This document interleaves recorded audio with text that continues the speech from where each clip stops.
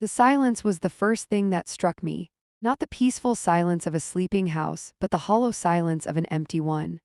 Sunlight streamed through the windows, illuminating dust motes dancing in the air, but casting no warmth on the growing dread in my stomach. My bare feet hit the cold hardwood floor as I walked from room to room, a knot tightening in my chest with each empty space. The holiday decorations were up, the scent of cinnamon and pine still lingering, a cruel reminder of the celebration that would never be. They were gone, all of them. If you've ever felt abandoned by your own mother, subscribe now and share your story in the comments. Let's build a family here where we always have each other's backs. Thanksgiving morning had always been a chaotic symphony of laughter, clattering dishes, and the comforting aroma of roasting turkey. My name is Elizabeth, and I usually woke up to the sound of my younger brother, Ethan, blasting video games from his room, my dad wrestling with the Baki oven, and my mom orchestrating the entire operation with a whirlwind of energy. This year, however, the only sound was the frantic thumping of my own heart. I checked Ethan's room, empty. My parents' room, pristine, almost sterile. A quick search confirmed my worst fear. Their closets were bare, their drawers empty. Even the dog was gone, usually a fixture glued to my side, especially when he knew scraps were coming. A small, neatly folded note lay on the kitchen counter, held down by a decorative ceramic turkey. My hands trembled as I unfolded it. The message was brief, almost clinical. "We've gone on a trip. Everything is taken care of. Don't wait up." No explanation, no apology, no hint of when or if they would be back. Just gone. Abandoned on Thanksgiving Day like a forgotten package. The sheer audacity of it stole my breath. Had I done something wrong? Was this some kind of cruel joke? My mind raced, desperately searching for a reason, any reason to explain the inexplicable. But the more I thought, the more a chilling realization began to dawn. This wasn't a spur-of-the-moment decision. This was planned, deliberate. They had packed, arranged for the dog, and left without a single word, without even a goodbye. The sting of betrayal was a physical blow, a punch to the gut that left me gasping for air. I sank into a chair, the note clutched in my hand like a lifeline, the silence of the empty house pressing in on me, suffocating me with its cold indifference. I spent the rest of the day in a daze, wandering through the house like a ghost. I tried calling them, but all my calls went straight to voicemail. I texted, pleaded, even begged for an explanation, but received no response. The house, once a sanctuary filled with warmth and love, now felt like a prison, each room echoing with the ghosts of happy memories, each one a painful reminder of what I had lost. I replayed recent conversations in my head, searching for clues, for signs that I had missed.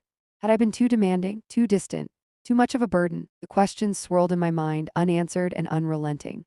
As the day wore on, the initial shock began to give way to a simmering anger. How could they do this to me? How could they leave me alone on Thanksgiving without even a word? The hurt was profound, but beneath it a steely resolve began to form. I wouldn't let this break me. I wouldn't let them see me crumble. I would survive this, and I would find out why they had done this to me. And when I did, they would regret the day they ever decided to leave me behind. I started cleaning, a frantic, almost violent scrubbing of every surface in the house. It was a way to exert some control, to channel my rage and hurt into something productive. As I scrubbed, I noticed something odd, a small, almost imperceptible smudge of mud on the otherwise pristine white rug in the living room. It was out of place, incongruous with the carefully maintained perfection of the house. I knelt down for a closer look, and that's when I found it, a tiny, almost invisible tracking device, carefully concealed beneath the rug. My blood ran cold. They were tracking me. Why? What possible reason could they have for spying on me in my own home? The discovery sent a fresh wave of paranoia washing over me. I felt violated, exposed, as if my every move had been scrutinized, analyzed, and judged. I ripped the tracking device from the rug, my hands trembling with a mixture of anger and fear. It was small, sleek, and expensive looking, the kind of gadget a private investigator might use. The implications were terrifying. This wasn't just a spontaneous vacation. This was something far more sinister, something carefully orchestrated and meticulously planned. The feeling of betrayal deepened, twisting in my gut like a knife. Who were these people I called family? What had I done to deserve this? I spent the next few hours searching the house, meticulously examining every nook and cranny. I found another tracking device hidden in my car, and a small, almost undetectable camera concealed in a smoke detector in my bedroom. The realization that I had been living under constant surveillance was sickening. I felt like a lab rat, observed and manipulated without my knowledge or consent. As I sat there, surrounded by the evidence of their deception, I knew that I couldn't stay in this house any longer. It was tainted, poisoned by their lies and their secrets. I packed a bag, grabbed my laptop, and left, determined to uncover the truth, no matter what it took. The person I trusted most was one of them. The motel room was sterile and impersonal, the generic artwork on the walls offering no comfort. Sleep evaded me. Every creak of the building, every passing car outside my window sent a jolt of anxiety through me. The faces of my parents, once sources of love and security, were now masks of deception. I replayed every interaction, every family vacation, every shared meal, searching for cracks in the facade, for signs of the betrayal that was to come. But all I found were happy memories, now tainted by the knowledge that they were built on lies. I tried to focus, to formulate a plan, but my mind was a whirlwind of confusion and anger. I needed answers, but I didn't know where to start. The tracking devices were a clue, but a terrifying one. Who were they tracking and why? Were they afraid of me? Did they think I knew something I wasn't supposed to know? The possibilities were endless, and each one was more disturbing than the last. Desperate for any kind of lead, I decided to try and trace the devices. Maybe I could find out who manufactured them, who purchased them, anything that could point me in the right direction. I spent hours hunched over my laptop, navigating the dark corners of the internet, searching for information. But the devices were sophisticated, untraceable. Whoever had purchased them knew what they were doing. Discouraged and exhausted, I slumped back in my chair, the weight of my isolation pressing down on me. I was alone, hunted, and I had no idea why. The next few days were a blur of frantic activity and mounting frustration. I visited the local police station, hoping to report my parents' disappearance and the tracking devices, but the officer on duty was dismissive. He told me that people go on vacations all the time and that I was probably overreacting. He suggested that I wait a few days and that my parents would probably be back before I knew it. I tried to explain about the tracking devices, about my fear that something was wrong, but he just shrugged and told me that I needed evidence. Without proof of a crime, there was nothing he could do. I left the police station feeling defeated and alone. The system that was supposed to protect me had failed me. I was on my own. Determined to find answers, I decided to delve into my parents' past.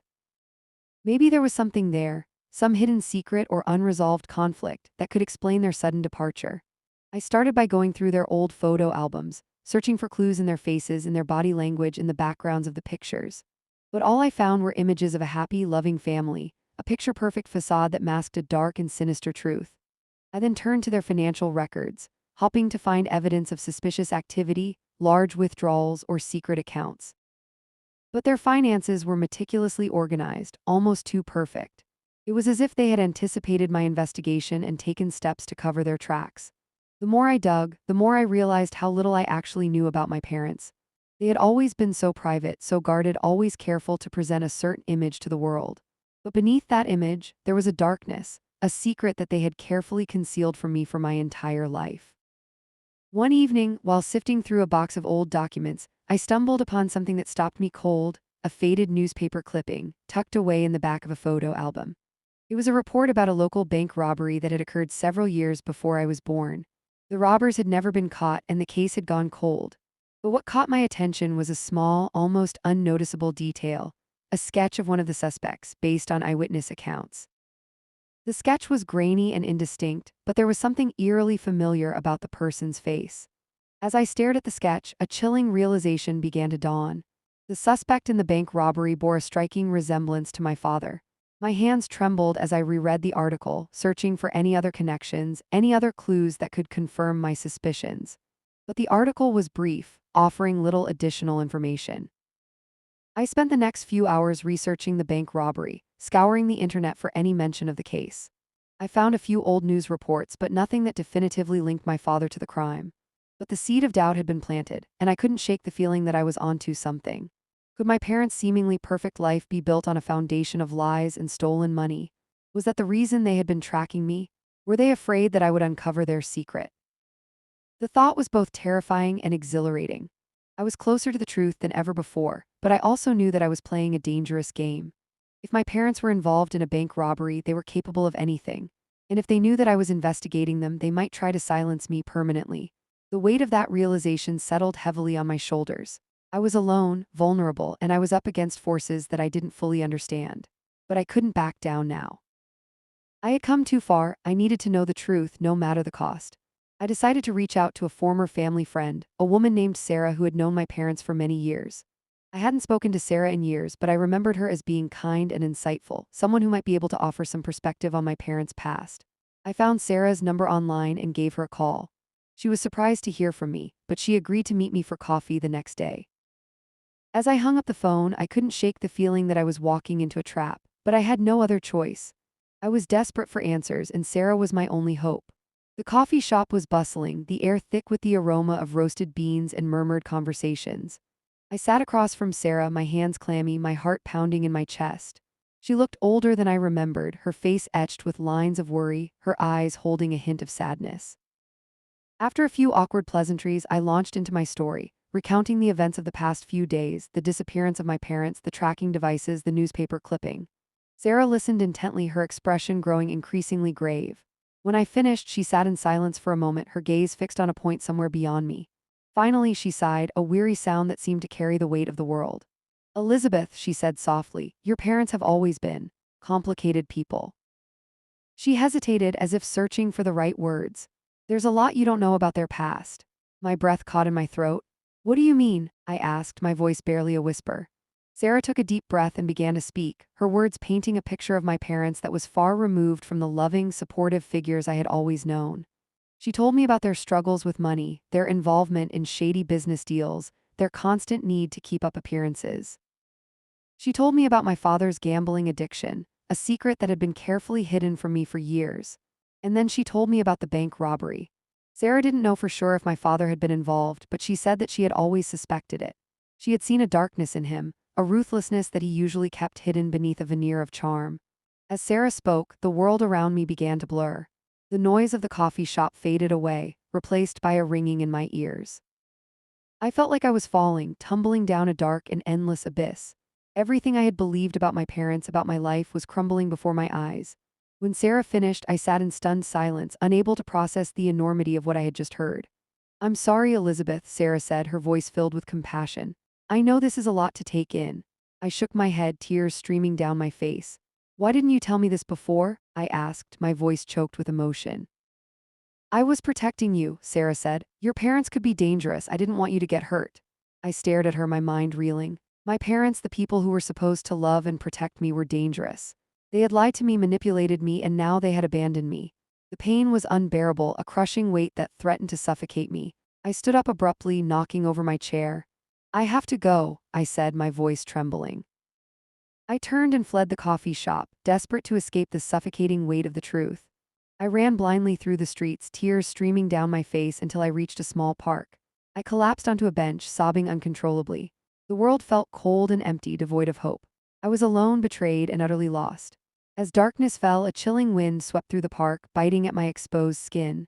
I huddled on the bench, shivering, my body numb with exhaustion and grief.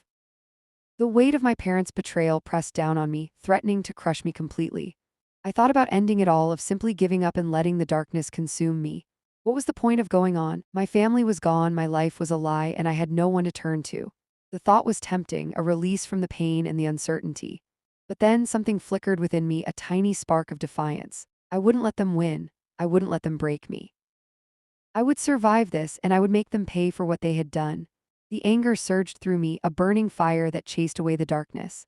It was a cold, hard anger devoid of emotion, focused solely on revenge. I would find them and I would expose their lies. I would make them face the consequences of their actions. The transformation was subtle, almost imperceptible, but it was profound. I was no longer a victim, a helpless pawn in their twisted game. I was a planner, a strategist, a force to be reckoned with. I stood up from the bench, my body still aching but my spirit renewed. The fear was still there, but it was overshadowed by a steely resolve. I walked out of the park, my head held high, my eyes fixed on the horizon.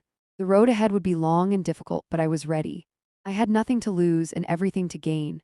They thought they could get away with it, that they could disappear and leave me to pick up the pieces. But they were wrong. I would hunt them down, and I would make them regret the day they ever crossed me. The silence had ended, now the real game had begun.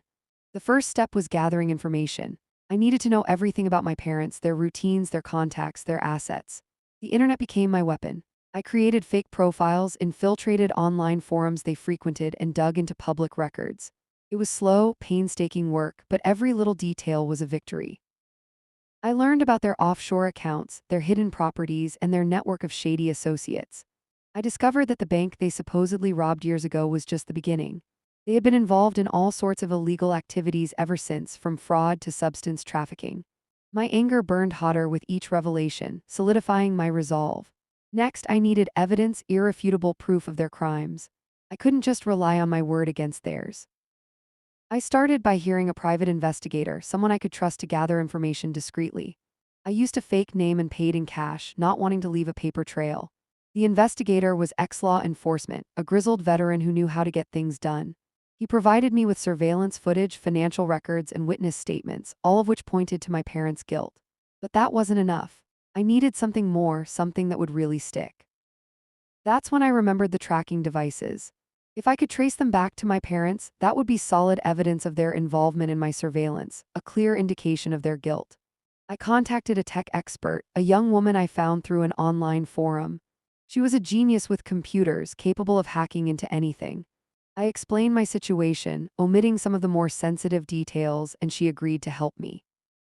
It took her several days, but she was finally able to trace the tracking devices back to a shell corporation registered in my father's name.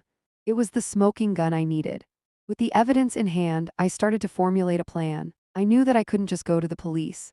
My parents were powerful and well-connected. They would find a way to wiggle out of it. I needed to be smarter, more strategic. I decided to take my story to the media. I contacted a journalist I trusted, a woman known for her investigative reporting and her commitment to justice. I shared my story with her, providing her with all the evidence I had gathered. She was shocked and horrified, but she also saw the potential for a major story. She agreed to investigate further, promising to publish her findings in a front-page article. As the journalist worked on her story, I continued to gather information, preparing for the fallout. I knew that my parents would try to retaliate, to discredit me, to silence me. I needed to be ready for anything. I set up a secure email account and a virtual private network, protecting my online activity. I also contacted a lawyer, preparing for a potential legal battle. The anticipation was almost unbearable. I knew that the article would be published soon, that the truth would finally be revealed. I could almost taste the revenge, the satisfaction of seeing my parents brought to justice. But I also knew that the real battle was just beginning. I had awakened a sleeping giant, and I had no idea what it was capable of. There were some close calls in those weeks. One time I was almost certain I was being followed, and I had to ditch my car and get on public transit, running all the way to the safe house I'd arranged. It was terrifying, but it hardened my resolve even more. Another time, someone tried to hack into my email, but thanks to the security measures I had put in place, they were unsuccessful. These incidents only reinforced my belief that I was doing the right thing. I wouldn't be intimidated, and I wouldn't be silenced. My biggest fear was that my parents would somehow find out about my plan and disappear before the article was published. I knew that they were capable of anything, that they would stop at nothing to protect their secrets. I had to be careful to avoid any slip-ups that could give me away. I went into hiding, moving from one safe house to another, constantly changing my appearance. I cut my hair, dyed it a different color, and wore disguises whenever I went out in public. It was exhausting and stressful, but it was necessary. I couldn't afford to take any chances. As the days turned into weeks, the tension mounted. The journalist was putting the finishing touches on her story, preparing to go to print. I was on edge, constantly checking my phone, waiting for the signal. Finally, the call came.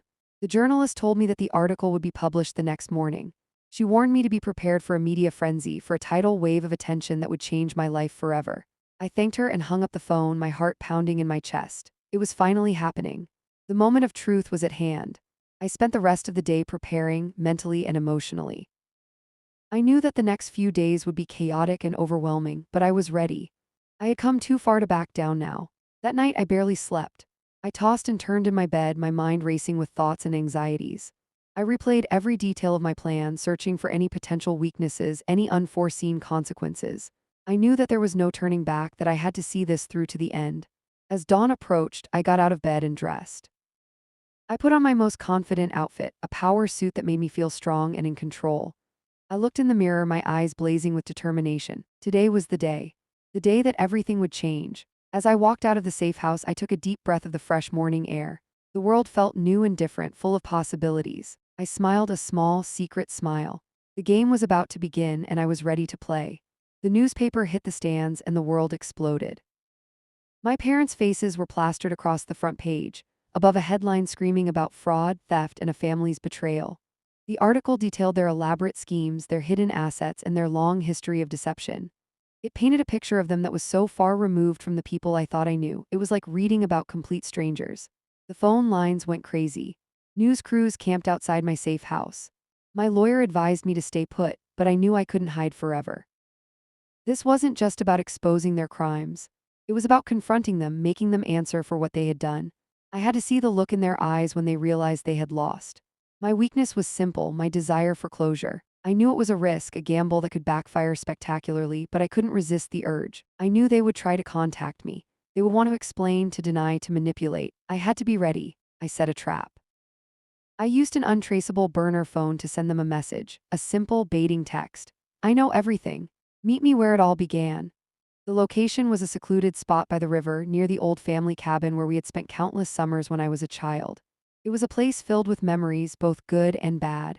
I chose it deliberately, knowing that it would tug at their heartstrings, appealing to whatever shred of sentimentality they might still possess. I knew that there was a good chance they wouldn't show. They could be anywhere in the world, living under assumed names, enjoying their ill-gotten gains. But I also knew that they were vain, arrogant people. They would want to know how I had found out, to understand how their perfect world had come crashing down. They would underestimate me, assuming that I was still the naive, trusting daughter they had always known. They were wrong. I arrived at the riverbank an hour early, checking the area for any signs of surveillance. I wasn't alone. My private investigator, a man named Miller, was hidden in the tree line watching my back. I trusted him implicitly. He was a professional, someone who had seen it all before.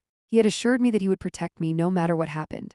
The sun was beginning to set, casting long shadows across the water. The air was still and quiet, broken only by the gentle lapping of the waves against the shore. I sat on a fallen log, my heart pounding in my chest, waiting. The minutes ticked by slowly, each one feeling like an eternity. I started to doubt that they would come. Maybe they had seen through my trap, or maybe they simply didn't care. I fought back the disappointment, reminding myself that I had done everything I could. I wouldn't let their absence defeat me, and then I saw them. A black SUV pulled up to the edge of the clearing and two figures emerged. It was them. My parents. They looked different. Older, more haggard. The years of deception and stress had taken their toll. They approached me cautiously, their eyes scanning the surroundings. My father spoke first, his voice strained. "Elizabeth," he said, "what is the meaning of this?" I stood up slowly, my hands trembling, but my voice was firm. "I know everything," I said, "the bank, the theft, all of it, and I'm here for answers." My mother stepped forward, her face etched with a mixture of anger and fear. "You shouldn't have done this," she said. "You've ruined everything."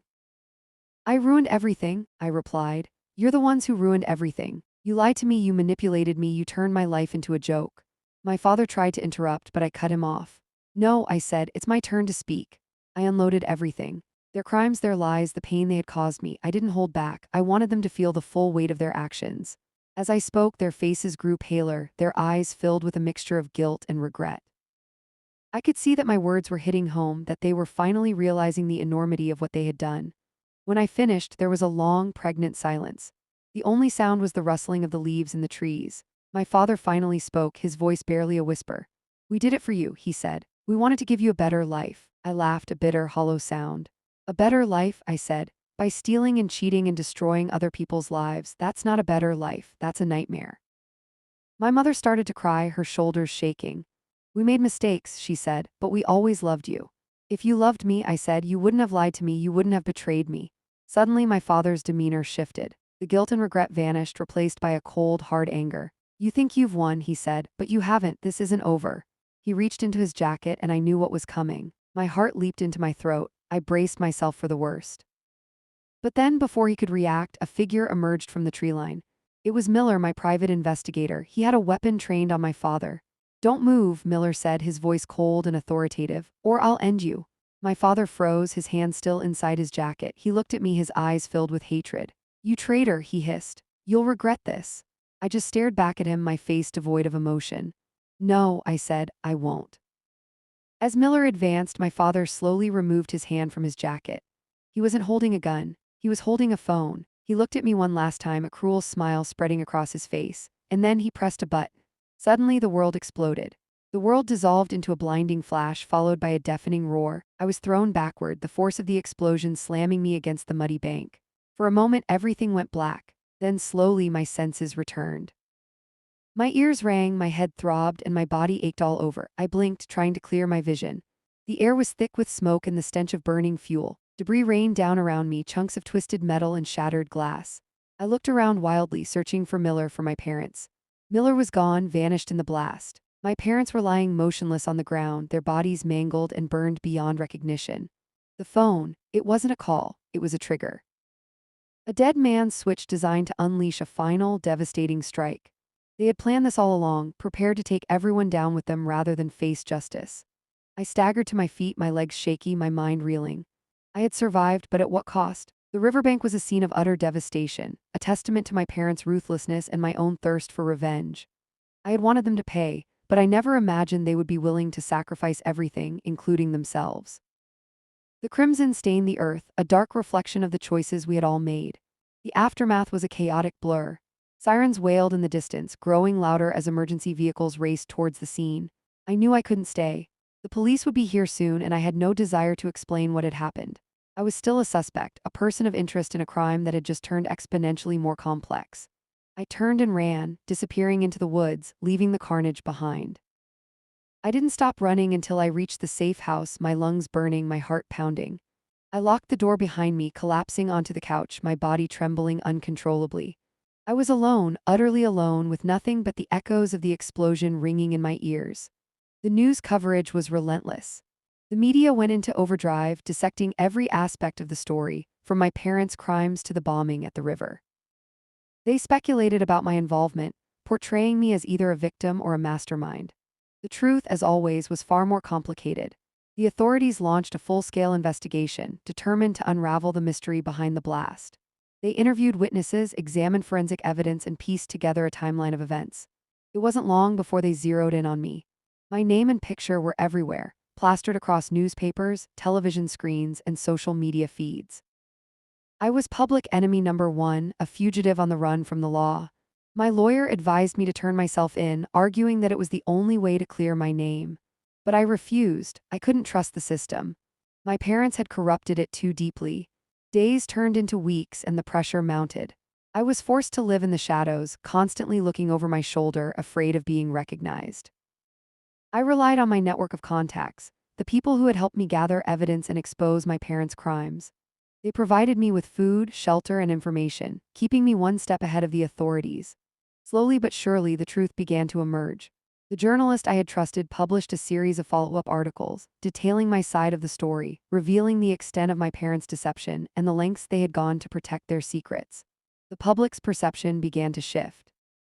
People started to see me as a victim, a survivor who had been wronged by her own family.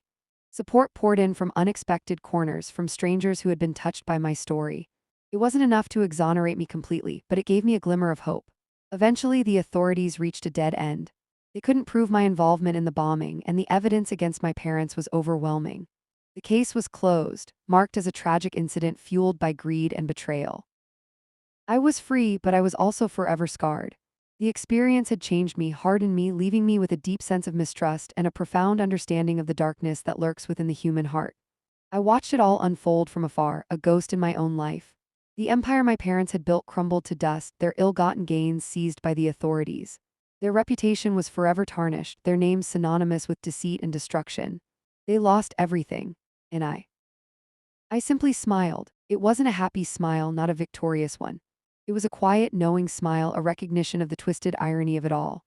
I had achieved my revenge, but it had come at a terrible price. Was it worth it? I don't know, maybe not, but I couldn't have lived with myself if I had let them get away with it. Some debts must be paid, some wrongs must be righted. Sometimes the only way to heal is to strike back. The world may see me as a monster, but I know the truth. I am a survivor, and I will continue to survive no matter what. Revenge isn't sweet, it's necessary. Would you have done the same? Let me know in the comments. Subscribe for more justice.